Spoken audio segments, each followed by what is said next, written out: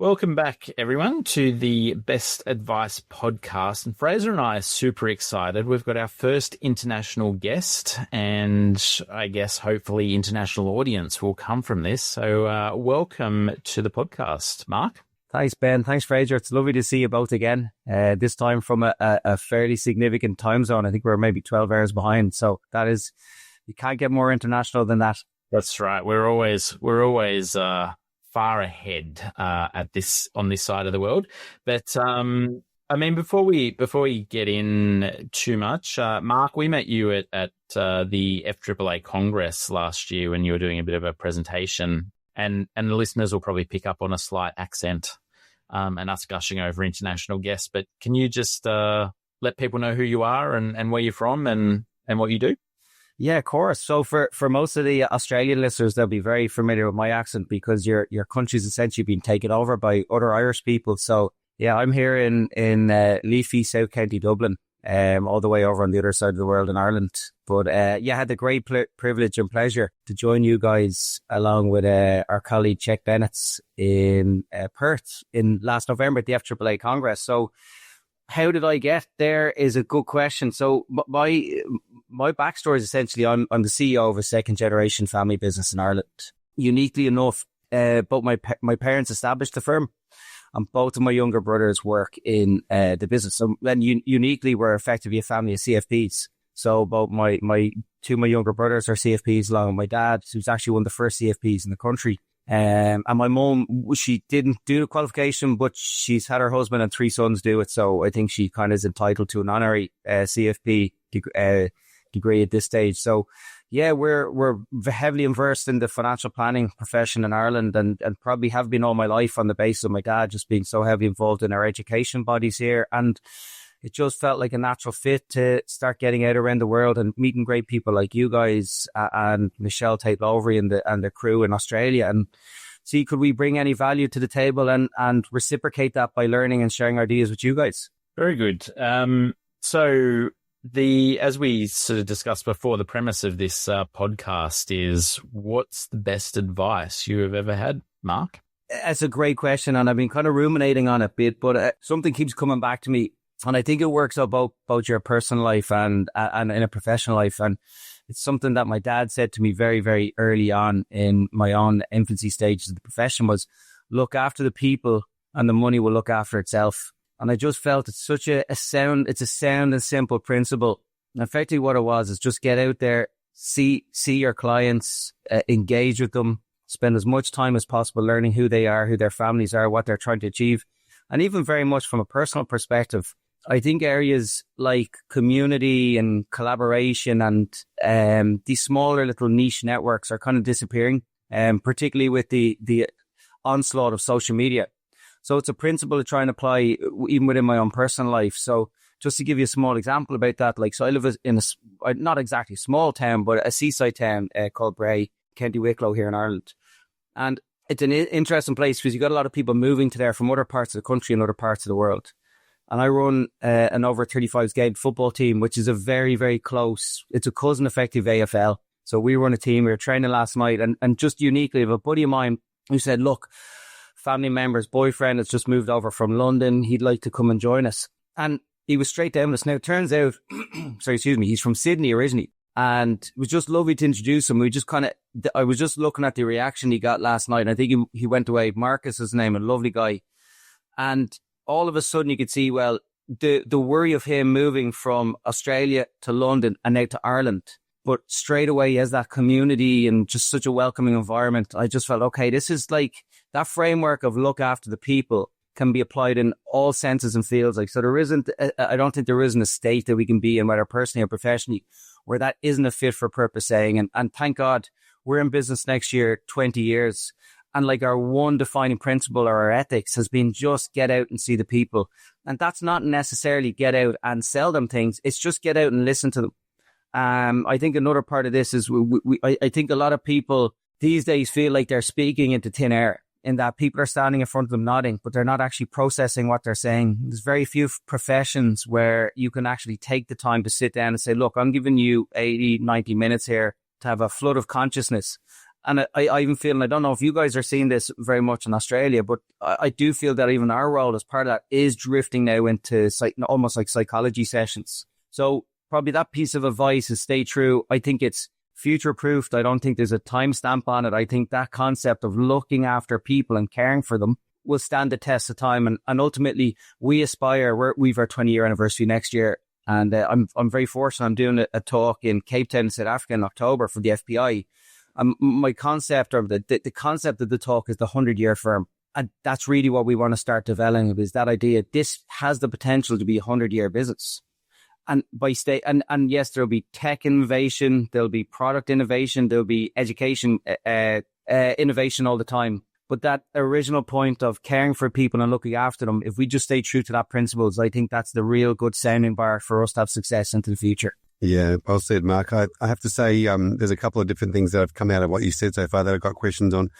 The first one, and one of them is about listening skills as well too, because you mentioned, listen and listen well. But going back to the original concept of looking after the people and spending time and letting people know that you care, show them how much you care before they'll care how much you know, sort of thing. Tell me about an experience or a time when you might have spent some time with somebody.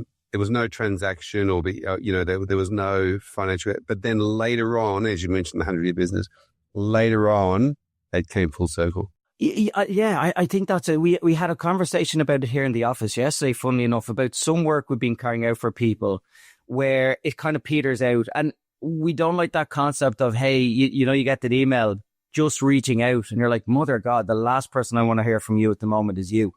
So we got to, in 2026, I think we have to give people space, and we have to let them recognize ultimately, like, we care about you, and we care about you to the extent that we will give you all that flexibility and time to go away and think about it. And it's something we're trying to apply. Dr. Paul Moran is obviously an Australian CFP, a really good guy, had a great expression. He said, we'll do all that upfront work. We'll then make contact with you, and it's then up to you. We're never going to contact you again. Now, I don't know if I go to that extreme in that sense, we won't contact you again, but I think you have to allow people to ruminate. And in a lot of cases, the proposition that we discuss with them, Fraser, we kind of feel, I don't want to say it's groundbreaking, but it's certainly parallel to the traditional sense of the financial planning world. And that includes things like, so we have a model in our office called Wealth Care. And Wealth Care is a framework that combines health, financial and social infrastructure for clients. Now, they're used to that element of coming in and having a pure financial conversation. Where are your assets? Where are your liabilities? Let's do a cash flow model and let's show you all the green and red in the chart. And I just feel it's very, very impersonal. And it's also very presumptuous of us to angle in one area of a client's lives when the health and social infrastructure are so important. So what we try and do is we give them a couple of resources to be able to take away. And ideally, even with that bit, as you're saying, like if they come back around, we kind of want them to really go, if they come back to us too soon, it worries us. They haven't spent time and capital going through our proposition. And our rationale for them taking that additional time is we want to build a multi-generational relationship with them. So we're lucky enough, we are now dealing with the third generation of clients. So we're okay. Like a 6-month lead-in time for us is not a big window when we're looking at a potentially a 30-year relationship. So, but there is that sense as well that there is a sense like everybody wants to achieve, we want to push forward. And you do to get that sense of worry, oh God, like we have to train ourselves here almost to say it's okay to push back and not push back, but give these people time. Let them ruminate on it. We're trying to bring them on a journey. And that journey is something brand spanking new. They're likely haven't seen it this before, or they certainly haven't listened to the language that we're using, which is coming back to things like ethics, values, morals, family, care, even down to the word love, which is a word that's totally devoid from the financial vernacular. These are the really, really important areas that we believe. So I totally get that. I think it's just so important that people feel that they can craft that relationship. And then that takes time. So we are seeing now, we'll get correspondence from people who say, God, I spoke to them 2 years ago. And what they're kind of saying to us, Fraser, is I'm ready. I just think it's a wonderful business that you can still be there and say, hey guys, the brilliant news is we're actually 2 years better than we were because we will not stick in the mud on this thing. We're constantly improving. We constantly are curious. We're constantly getting better. So luckily for you and your family, we have transitioned and we've moved up the gears here. So yeah, I it's a great point. One of the things I was going to ask you about, as you said that, was this concept of scale. Really sitting down and really listening and really spending some quality time with an individual human is amazing. Is scale something that makes that hard, or has scale been hard because of the time, or are you able to find ways where you can scale relationships? That's the $1 million question. And the concept is we talk about growth and scale here in a slightly different fashion. So I know that the big one is coming out of the US at the moment, this concept of organic growth. Like, so are we all masquerading that our businesses are getting bigger on the basis that the markets have just like wave have pushed us along and we feel we've swam in, we've done no work, we've just been carried by the wave? Our belief really with this, and again, it might be left of center, is that in order for us to scale, we have to shrink. So what we've been doing over the last number of years is speaking to a number of clients who we feel we could not deliver long-term value to on the basis of just a divergence of our ethics, morals, and what they specifically need from their financial planner. So I arguably we are probably, I'd say, a quarter to a third lighter on active clients than we were about 18 months ago. And that for us is scaling because the concept of the relationship we can scale with the clients that are left now jumps by 30 or 40% and allows us prep and do things like this. So this is our life care planning document that we launched last Friday to a select number of clients. And what I found is like that concept of shrinking to grow has allowed us to apply a considerable amount of project work that just didn't happen because we were constantly reactive. We're reactive to movements in the market. We were reactive to life changes in clients. And when you have so many of them, you're constantly on edge and worry that your email is 68 emails a day and 10 phone calls. And all it really takes is for one major illness, bereavement, marriage breakup there to derail your whole project.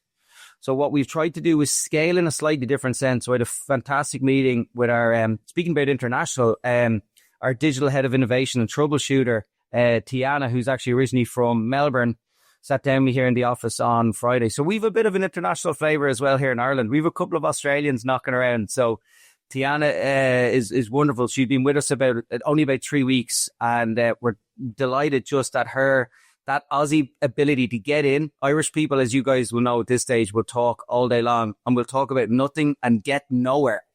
Tiana just comes in, she's like, "Right, guys, here's what we're doing." I'm like, she's here 3 weeks. She's like the boss. And we need that because we're all uncomfortable being like giving instructions.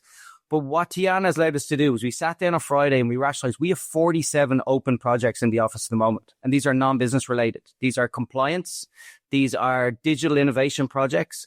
These are down to the structural setup of the offices here, down to microphone equipment.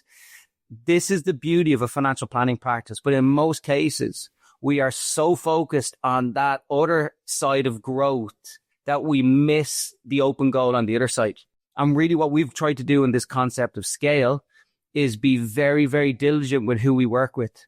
And we want to act like a special forces unit, i.e. there's a very small number. There are only 7 of us in this office.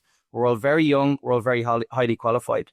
Where that leads us to is not dissimilar to a special forces unit. We will be incredibly small and incredibly niche, but that means we only serve in specific operations. We're not what's called a green force. We're not rolled in to do all of the jobs. We will only do a certain number of jobs, but we will do them incredibly well. And I think by us, we have shrunk to scale, if that makes sense. But it's amazing how, this planning document is effectively a client's life story. So this took a number of months, and this by us shrinking allowed us to prep this document that effectively is an individual's personal, medical, place of care, their legal wishes, their what we call a legacy love letter. And that pack was launched on Friday. We're giving this away to anybody. So any of our Australian colleagues who are like, I like the sound of that, they can have it. We've already spoken to Joe Stefan in Melbourne, our good friend in SI Advisory. And as I said, we're happy to provide the Canva link. Now, all you'll just do is change some of the tax reference bits and stuff like that. But we feel that this document, by talking to clients about this and ensuring that that sits in a kitchen, that if somebody doesn't come home from work, that the family have a game plan. And again, that for us is scaling. Is there a monetary value to that? Possibly, we don't know, but we're more so inclined to try and do good within our communities and good within our profession.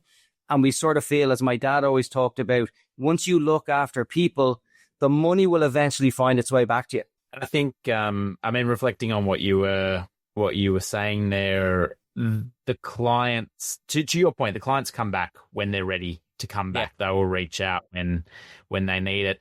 But I was going to say, people listening to this probably won't appreciate this, but we'll put this up as a video later as well. But I think in Australia, most of the financial planners would love to be giving a document that was interesting like that, but also that thin compared to the advice documents that we end up giving away, and they end up as paperweights rather than something that sits on a kitchen table. It's a tough one, Ben. I'm really familiar. Like we know the statements of advice have gotten out of control. We know where Australian regulation has gotten to. It's actually we as a firm benchmark ourselves against the Australian code. So we have in Ireland what's called a statement of suitability. And from about 2018, 2019, we moved to 40 plus pages of scripting these. And we like, it's funny at the time because we're amazing.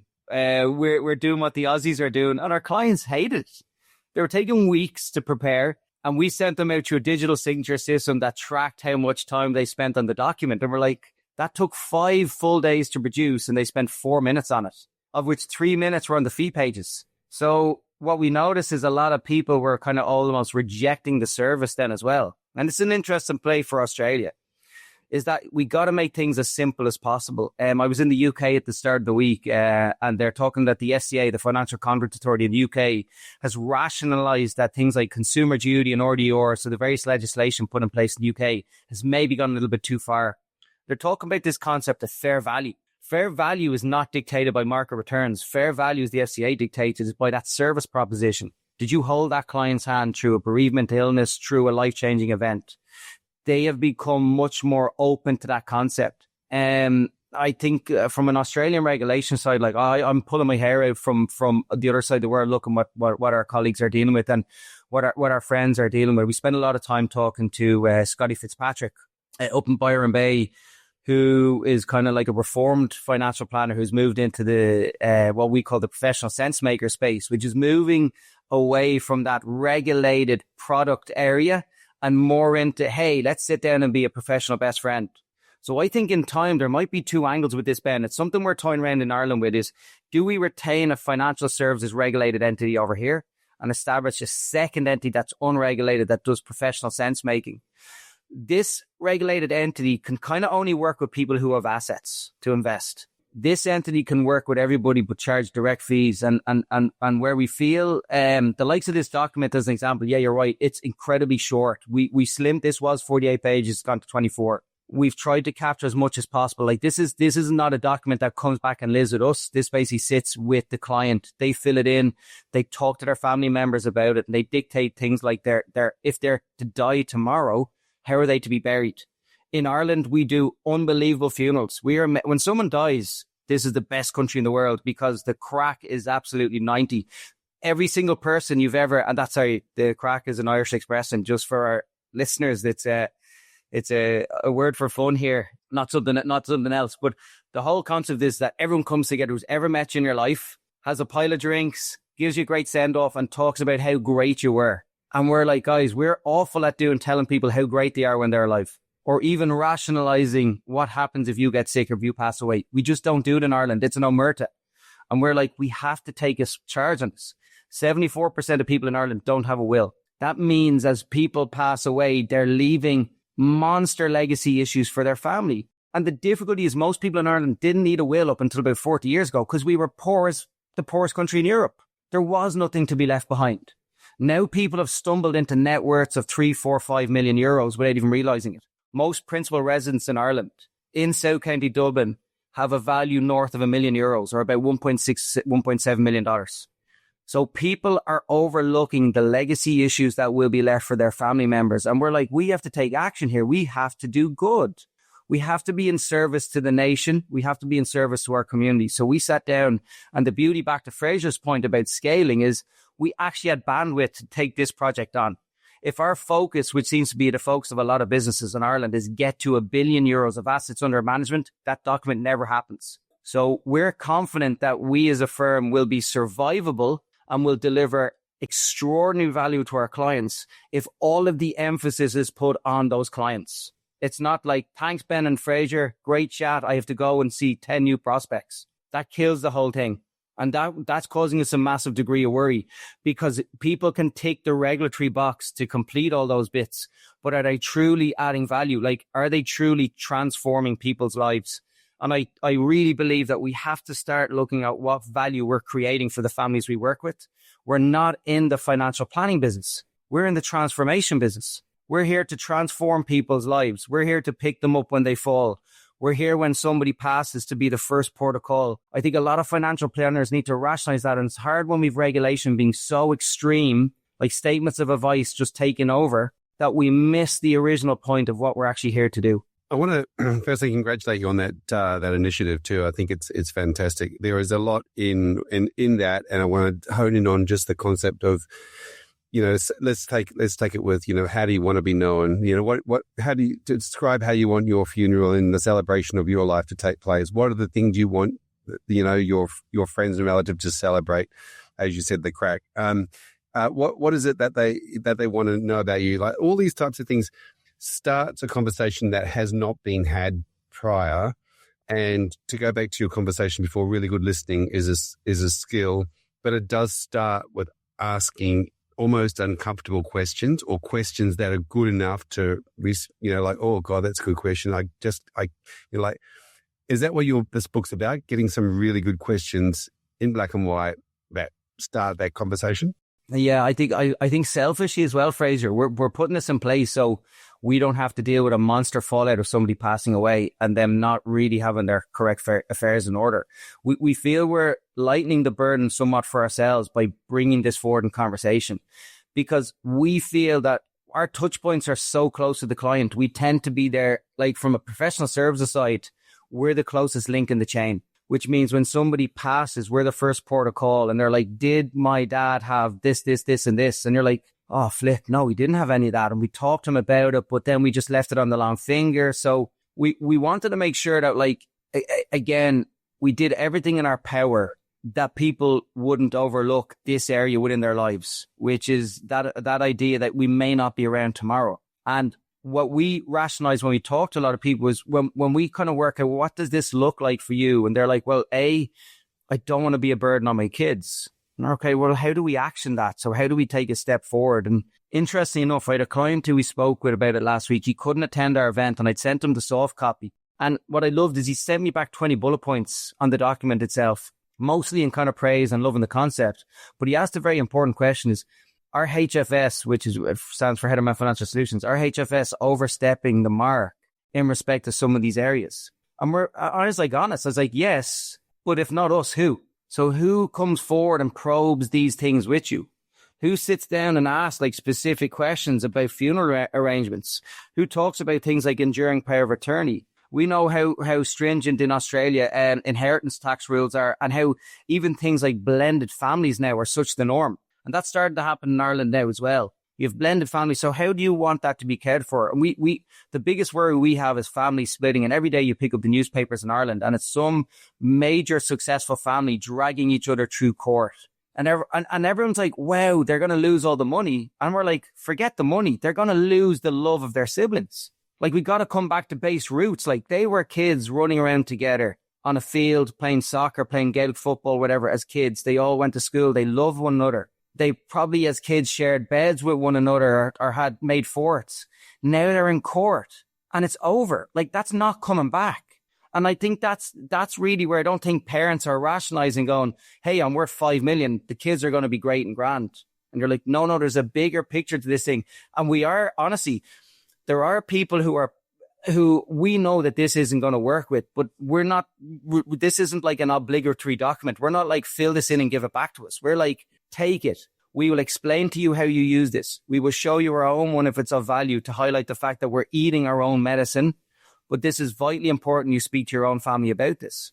And we think then that blossoms into other areas, because we as a nation are not very good about talking about financial matters. It's a very we talk a lot, as I said earlier on, without saying anything. So I can have a 4-hour conversation in Ireland about weather, not rationalizing that person probably has been diagnosed with cancer and they just won't tell you. We use that. It's probably due to our history, but we just don't really open up about these areas. And we're like, it's not good enough anymore. That is not good enough. We have to push beyond this. We got to get into the next layer. And what makes you tick? What does your enough look like? Because I think it really helps us then that if we're framing things in their financial world and we've rationalized, well, what are you really about here?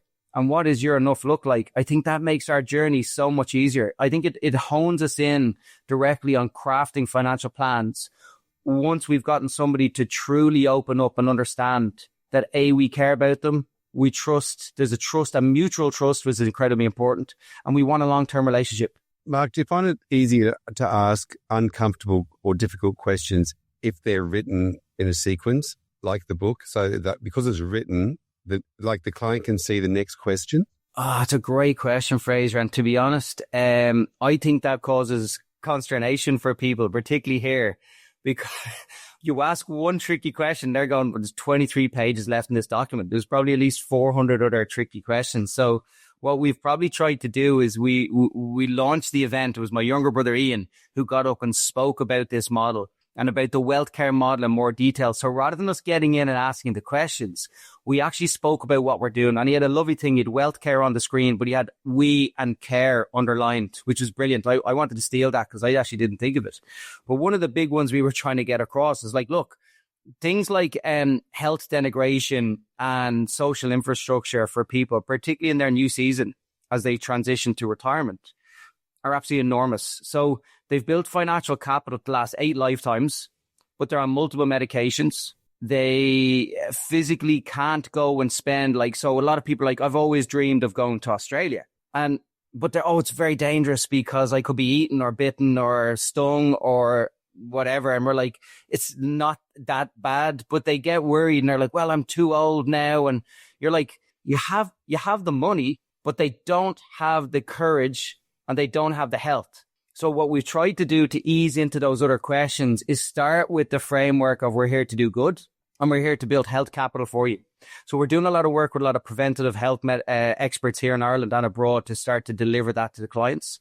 And we've also built a huge amount of social capital arrangements for them. So we have our own brand of coffee. We were working with a company around our native honeybee here to produce our own honey and stuff. And you might say, what relevance is that? All of those bits are highlighting we're in this for the long run. We want to craft infrastructure around you and your family that you're interested in. You let people warm to that, Fraser, and then you can come in with the heavy duty questions. And it's only then that they can rationalize, okay, these people are sound. They're not going anywhere. We like the cut of their jib and we can build a relationship. So all of a sudden it's like you've glided in on the questions. Then you can start asking those questions and they don't even rationalize that you're asking them those because they're still so focused on these guys have their own coffee and they're talking about running retreats overseas to bring people. Because in Ireland, November to March, which is the reverse for you guys, is an absolute disaster. It's very cold. It's very wet. It's very, very dark, like incredibly dark. Our rationale is to get people out of this country in those months. Hence why I spent a month in Perth in November, which was amazing. We family there. We traveled all over WA. I banked so much vitamin D that when I came back to Ireland, it carried me right through to March. And I'm trying to tell our clients, go to these places. Like we're lucky. Tiana, who works with us, is actually married to my cousin. So our family were over then in Melbourne for the wedding. And I was amazed talking to my aunts and uncles. And they're like, Jesus, in Australia, great. And I was like, it's unbelievable. It's unbelievable. And I was like, yes, it's a 26-hour journey away, but go and spend more time there. There's no issues in going spending 2 months of an Irish winter in the middle of an Australian summer. Don't get bit and don't get stung and you'll be fine. So this is kind of changing the dynamic in that we're trying to talk them into parallel areas and then they open and engage. The key one with this, Fraser, is they will nearly answer those questions for you without you even having to ask them because we've brought them on such a different transformational journey. I was going to reflect that it's been a long time since I was on the tools, but most of my clients used to come in thinking they were going to get stock advice and asset advice and what do I do with my superannuation. But, these conversations and these other bits and pieces got them thinking and more comfortable with their retirement because the money was looked after, but all these opportunities opened up. So there seems to be a similarity between, what you're doing in your practice and what I kind of experienced a long time ago when I was planning. But as you've traveled around the world and spoken to planners in other countries and seen sort of clients and things going on in other countries, is this similar everywhere in reality, or are you taking back bits and pieces that you're learning from these journeys and these conversations that you're having, which have coalesced into this book and this philosophy that you've got? Yeah, I'd like to think it was always under the surface of who we are as a family. Like, so as the Hedderman family to begin with, we're like heavily involved in sport, heavily involved in our community. As I said, I was fortunate in my own background as I had a brief stint serving in the Defence Forces in Ireland in an Army Reserve unit. That really just set the boundaries of what being in service to your state looked like. I spoke at an Irish event recently and somebody said, God, you're incredibly passionate. He actually said to me, I thought you were going to burst into tears at one stage. And I was like, to be honest with you, I said, when I talk about things like Ireland and the transformation of our country, I get really emotional. I really get emotional because we kind of have to rationalize where we've come from as a state and the degree of immigration that's happened, that devastated this country for quite literally hundreds of years. And now in a very short space of time, this thing is tilted. Now this is a bit Australians are coming to live in Ireland. What the hell is that? The weather, I'm looking at the window. There's a mountain in the background that I can't see because of cloud and it's raining. And Australians and Kiwis are moving here and South Africans are moving here. Something good is happening that people are going, hey, that's safe. The people are cool. They're big into sports. They get on with their lives and they look after one another. Hey, I want to raise my family there. That's a beautiful thing. So that's why I explained that guy. And even the idea, I remember 21 years ago, I stood in a Victorian barracks in the middle of the city centre called Cohalbrua Barracks. And I put my hand on the Bible and took an oath of service to the state. Now, when I left the Defence Forces, that wasn't rescinded. So I've tried to track that messaging through with my professional career, that always going back to that moment, which I can visualize as if it was yesterday, because such a, we have these impactful moments in our lives that just stand out. That was such a surreal moment. I was like, okay, we can do good here, and the good we do within our community will come back to us. So what I've loved, I've been very fortunate, over the last year, I will be on 4 continents this year speaking at various conferences, which is incredible. And I kind of joke to the organizers, I'm like, I'll come and deliver value, but I'm going to beg, borrow and steal all of your best ideas to bring them back to Ireland.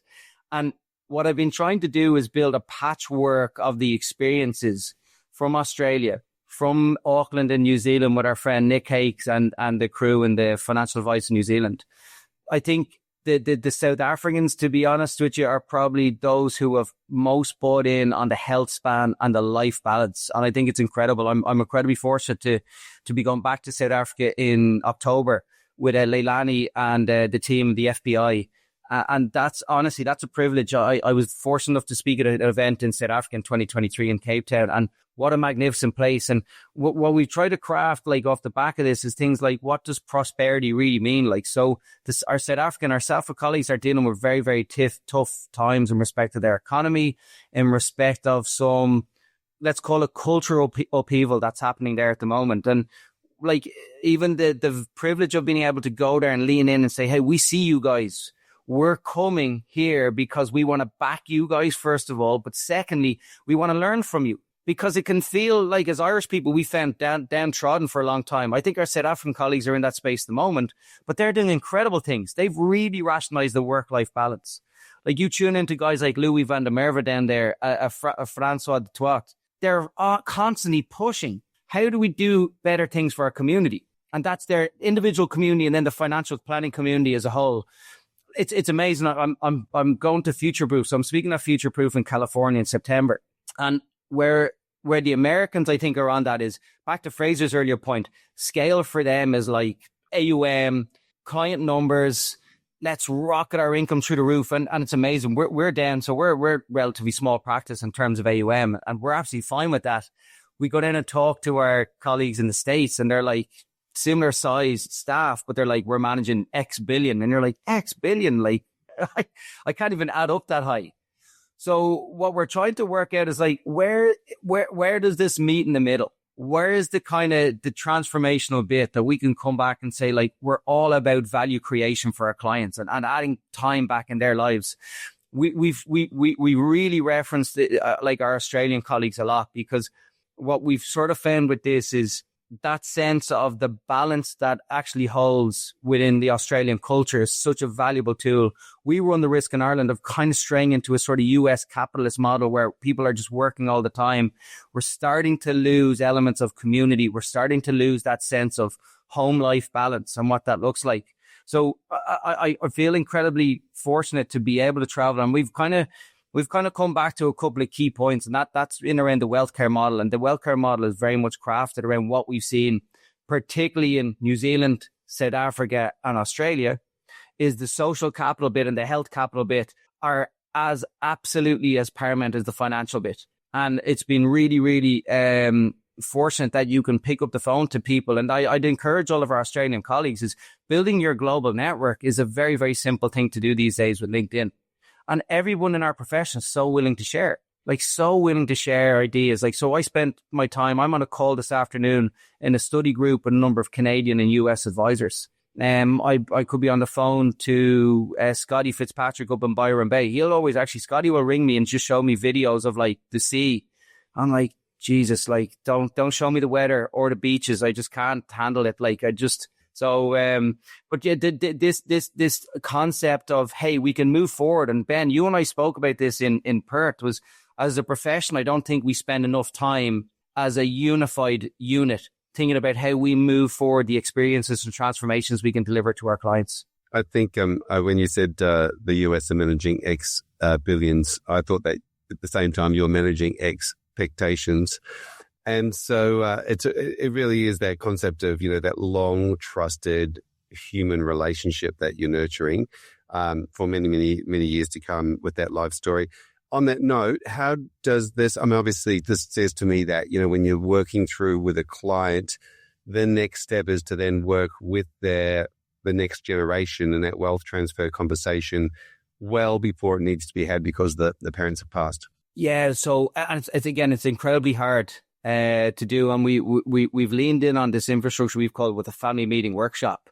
So we ran a client event in April where we brought our tax partners and our legal partners in to have a round discussion around what this should look like. And we crafted some infrastructure because ultimately we sort of felt, Fraser, like it can't be us leading that initial conversation with the next gen. It has to be the parents. And the parents have to understand the rationale of what they're trying to achieve and that's going to be a positive outcome for not only their kids, but their kids' kids. So we built a framework around like a kind of a checklist almost for the clients. And we brought them through the legal and tax side because the difficulty, I suppose, in the legal and tax side, they're changing every year with various budgets or finance acts. So this is a movable feast. And somebody's like, oh, I set that all up 8 years ago. And you're like, it's changed 8 years since. This has to be reviewed. And your kids now need to be part of this. Things like enduring power of attorney are incredibly important in Ireland because if somebody is incapacitated, legally they become a ward of court if they don't have somebody approved and applied. So sitting at our conference table in the office, bringing in the clients and their kids to actually ask them questions like, are you aware if mom and dad are incapacitated, what's the plan? And everyone's like, oh, Jesus, is that not what you do? And we're like, no, guys, we're here to be the kind of sense makers here. And we can hold your hand, but there's specific actions you guys are going to need to take. So what we're trying to do is like, we will guide you on this. We're not going to leave you out in the dark to try and navigate these waters yourselves. We will walk you through it. And we show them a framework project that we have of circles. And the circles effectively highlight that they're the immediate circle. They're the most important part. Then there's us. Then there's this big data protection circle and security of personal information. And the next ring out then is, hey, all of our professional partners in legal, tax, in estate planning and mortgage planning. And then the broader circle then is our life coach, our nutritionist, our dietitian, our psychologist that we work with, our coffee producers, our honey producers, because we're like, hey, these are all the infrastructure.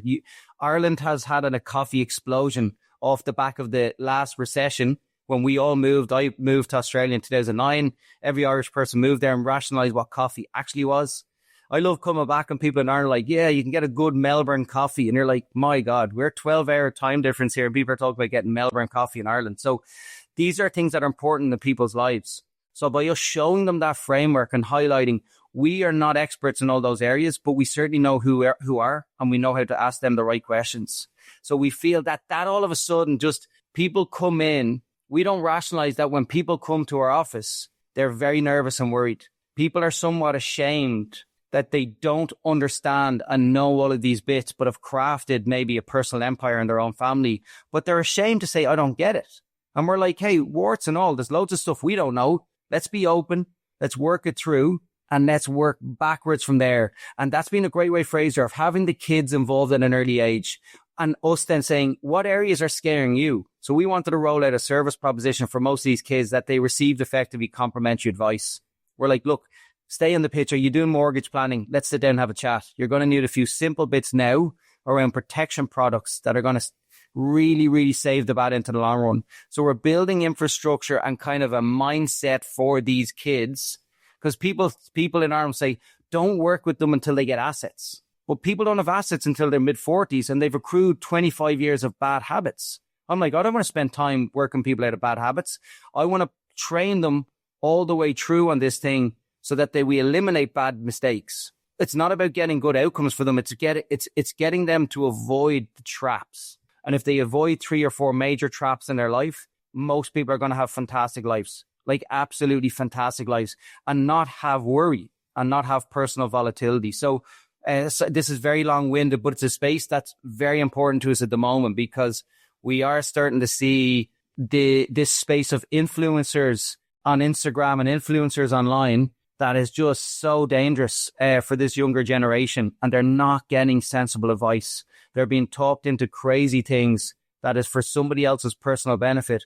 And what we're actually finding as well, which is interesting, lads, is the amount of money that's being stolen from people online is just astronomical. I think, are getting about 5% of that because, again, shame and embarrassment. If I get scammed and you guys are buddies of mine and we're having a pint, am I going to open up and go, geez, I got scammed the other day of 10 grand? Just, it's not being spoken about.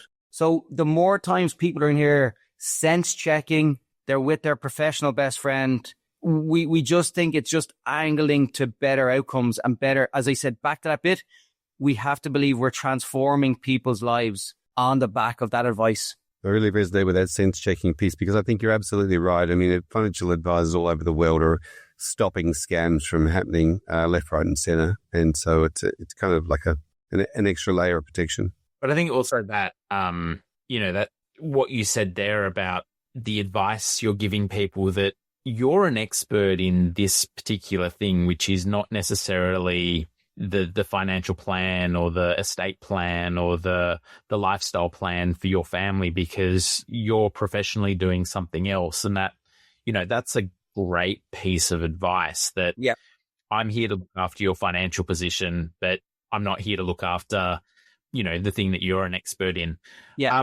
Are there other bits of those nuggets and good pieces of advice that you find that you're regularly giving people? Yeah, I think even coming back, it's trying to put it in a language that people can understand. And for the most part, what we always come back to sports analogies with these things. Most of the people we work with tend to have been heavily involved in sport, or it's just such a major part of our lives in Ireland. And I always rationalize this bit that you don't want to be blinkered. You do want to be blinkered within your professional life. So somebody has a specific task, goal within their professional life, they should be totally blinkered to everything else. And we bring that back to the sports analogy. So obviously the World Cup, actually, I'm looking forward to watching Australia against America tonight, which should be a bit of a cracker of a game. Hopefully the Aussies can, I think they're called the Roos. Hopefully the Roos can do a job on the Americans. But I always reflect, so that the highest level of soccer I played was fortunate enough. I played in the Victorian State League in Australia. I played for a Turkish club in Dandenong in Melbourne. And I always remember it was such a blow-away experience for me because everything was done so right. Now, the club had a bit of money behind it, and even things like, so when we were playing, We had specific gear we were given to travel to matches in. We had to wear suit trousers. When we got to the ground, all of the jerseys were hung up and our shorts were laid out for, like, now I was 18th in the squad, like, so I was way down. But everything was laid out perfectly. When we got out onto the pitch, the cones and everything were set up absolutely perfectly for the warm-up. We then had a physio. I think there was a sports psychologist there at the time. The role of those individuals to ensure that the performance that we delivered on the pitch was absolutely maximized to the core. And we have to kind of view that in our own state in terms of how we deal with our clients. Our role is to fulfill the capacity of the guy who puts the jerseys up on the hooks, the guy who then washes those jerseys, the manager who gives the advice, the physio, the guy who set up the cones and takes the cones in, the guy who hangs the net in such a fashion that the net, there's nothing better when you play soccer with what's called a taut net, where the net is tight. Because when you're walking onto the pitch, what I want to visualize is, what will that net look like? Like, how hard is the ball going to bounce back out of it when I bury a goal? Like, that's what we need to visualize. We're doing the exact same thing in financial planning. Like, so if we're angling to that goal and that goal is, hey, we want to retire and spend time in Australia. Okay, what does that look like? Like, let's visualize. So where are we going to go? Are we going to Noosa? Are we going to WA? Are we going to go to South Australia? Like, talk to me, because people will throw out these ideas. We'd love to go to Australia. Have you ever been there before? No. Okay. Do you have a social network there? No. Would it make sense then, rather than waiting 30 years to go there, could you take a mini break now, have a mini adventure, go and discover your tribe in Australia now and work out, do you actually like that? Or are you like, actually, that's too hot. We're going to head down to Christchurch instead because we've heard it's a bit like you can't be bitten or eaten down there. We're going to go there instead. The weather is more suitable, a little bit better at rugby. Maybe those people are on par with Irish rugby these days, you know, in New Zealand. So changing I know, Ben, I'm sorry. It's sorry. But just because you guys are so focused in other areas, you know. Right, we sail boats better than they do in New Zealand. Exactly, yeah. And you've got AFL, which is obviously populated now by half the country of Ireland. But we won't get onto that. Earlier, cut of the jib, like the cut of your jib, and both, as Ben and I both love sailing, we were like, ooh, woo. Yeah. And the same thing when you mentioned being coffee snobs, because we're very much around that too. To the point, I was going to say the best coffee's not in Melbourne these days. To the point where we were growing and baking and making our own coffee, but yeah. But you see what I'm getting is that sense of helping people visualize these things in their own language and helping them to ruminate what true value for them looks like. And, you know, I saw a great quote. I think Joe Pine, there's a fantastic book called The Experience Economy, written by Joe Pine II. He's just launched an amazing book called The Transformation Economy. Joe's concept of this is that we've moved from like consumer goods to services to experiences. We've now moved into the transformational space. And he wrote a great quote in the book, and I wrote it down here, but profits are not the goal of your business. Human flourishing is. And if you guys think back to all the conversations that are had in front, and not even clients, in front of families, it's about helping them flourish as people and helping their families flourish for multi-generations.